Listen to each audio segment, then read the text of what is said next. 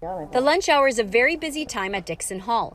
Based in the east side of downtown Toronto, a group of volunteers with the nonprofit agency pack up meals, load cars, and deliver food to residents as part of its Meals on Wheels program. They're very isolated seniors, they're vulnerable, marginalized, and so we make sure that they get their meals, but also do a safety check and security check and make sure that they're doing well. We serve about 550 individuals in a year, and that's about 70,000 meals that we're providing to seniors in the downtown east corridor here.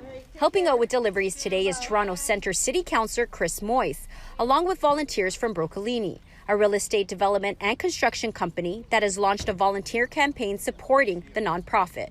We've been very supportive of Dixon Hall and this program. It's definitely in need, and we understand that during the holiday season and the winter in general, there's just been lower volunteer rates. So we're stepping up. There's a lot of food insecurity in our city right now.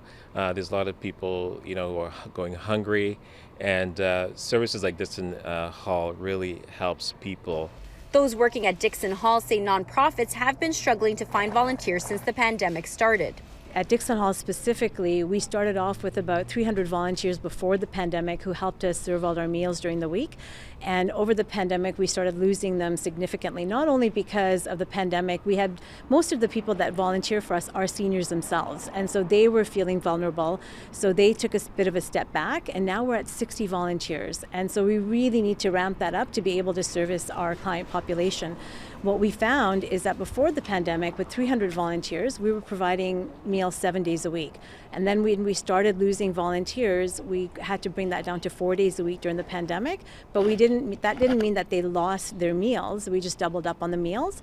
And now we're moving back from 4 days to 5 days. And hopefully, if we can get enough volunteers, we'll ramp up to 7 days a week again. If you'd like to find out how you could volunteer, there's information on our website, citynews.ca. For City News, I'm Stella Acquisto.